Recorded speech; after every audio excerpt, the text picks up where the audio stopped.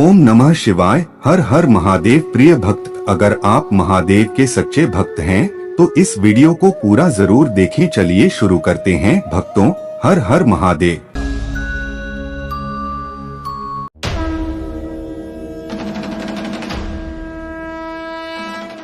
भक्त के लिए महाकाल ने भस्म कर दिया काल को जरूर सुने। यह कथा से मिलेगा अपार पुण्य। महाकाल शिव की महिमा अपरंपार है।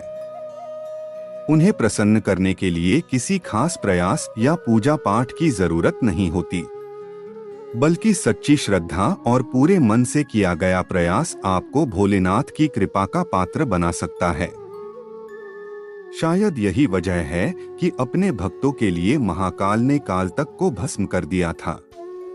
ऐसी ही एक कथा मिलती है हमारे धार्मिक ग्रंथों में, जिसे हम आपके साथ शेयर कर रहे हैं। मान्यता है कि भक्तों का चरित्र सुनने से भोलेनाथ की असीम कृपा और पुण्य की प्राप्ति होती है। तो आइए जानते हैं भक्त के प्रति महाकाल की अगाध आस्था की। जिस कहानी का हम जिक्र कर रहे हैं वह स्वयं भगवान कार्तिकेय ने संतों को सुनाई थी। इसके अनुसार राजा श्वेतकेतु, जो कि भोलेनाथ के परम भक्त थे, उन्होंने काल को भी जीत लिया था।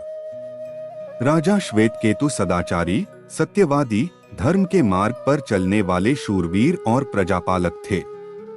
वह अत्यंत ही निष्ठा और प्रेम भाव से प्रजा का पालन और अगाध आस्था और श्रद्धा भाव से शिव भक्ति करते थे। उनके इस भक्ति भाव से महाकाल अत्यंत प्रसन्न थे। उनकी कृपा से श्वेतकेतु के राज्य के लोग दुख, दरिद्रता, अकाल मृत्यु और महामारी से अछूते थे। एक दिन जब राजा श्वेतकेतु का जीवन काल समाप्त होने को था और वह भोलेनाथ की आराधना में लीन थे, तब चित्रगुप्त ने यमराज से कहा कि राजा श्वेतकेतु की आयु अब पूरी हो चुकी है, अब उनके प्राण हरने का समय है। तब यमराज ने अपने दूतों को आज्ञा दी कि वे जाएं और श्वेतकेतु के प्राण हर लाएं। यमदूत राजा श्वेतकेतु के पास पहुंचे तो वह शिव मंदिर में थे। दूत बाहर ही खड़े हो गए। श्वेतकेतु गहरे ध्यान में थे। बहुत देर हो गई, न श्वेतकेतु का ध्यान टूटा न यह दूत हिले। दूत बिना अपना काम किए खड़े रहे।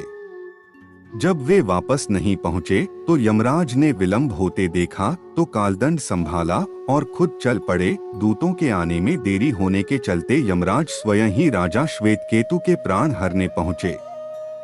लेकिन वहां उन्होंने देखा कि वह तो महादेव की साधना में लीन है।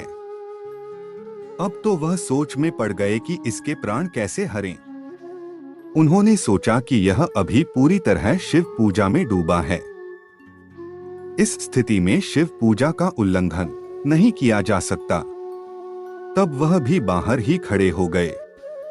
उधर जैसे ही काल को इसकी सूचना मिली तो उन्होंने तलवार निकाली और शिव मंदिर में जा घुसे। काल ने देखा कि राजा श्वेतकेतु अभी भी भगवान शिव के लिंग स्वरूप के सामने बैठे ध्यान मग्न हैं। वह झपटकर आगे बढ़ा और जैसे ही उसने राजा श्वेतकेतु का सिर काटने के लिए तलवार उठाई, शिव ने अपना तीसरा नेत्र खोलकर काल की ओर देखा। भोलेनाथ का तीसरा नेत्र खुलते ही काल वहीं राजा श्वेतकेतु के सामने जलकर भस्म हो गया। थोड़ी देर बाद जब राजा श्वेतकेतु का ध्यान टूटा, उन्होंने अपनी आंखें खोली तो राख में बदल चुके काल को देखा। उन्हें चिंता हुई कि यह कौन है और क्या है। श्वेतकेतु ने भगवान शिव से पूछा, हे भोलेनाथ, ये किसकी राख है? इसे किसने और क्यों जलाया?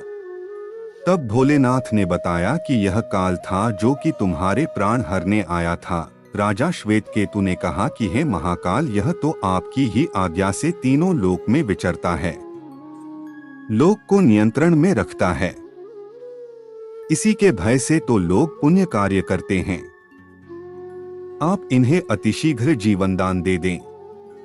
शिवजी की कृपा से काल जी उठा और उसने उठते ही श्वेतकेतु अपने गले से लगाकर बोला, राजा, तुम जैसा तो तीनों लोकों में कोई नहीं है। तुमने तो अजय काल को भी जीत लिया। जीवन दान पाकर काल और यमराज ने कहा कि ऐसे जातक जो शिवजी के परम भक्त हैं, सच्चे मन और पूरी श्रद्धा से महाकाल की पूजा में लीन रहते हैं। सिर पर जटा और गले में रुद्राक्ष पहनते हैं। विभूति का त्रिपुंड ललाट पर लगाते और पंचाक्षर मंत्र का जप करते हैं, उन्हें कभी भी अकाल मृत्यु का ग्रास नहीं बनना पड़ेगा।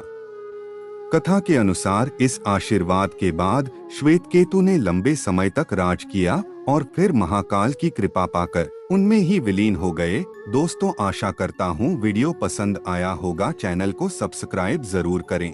हर हर महादेव।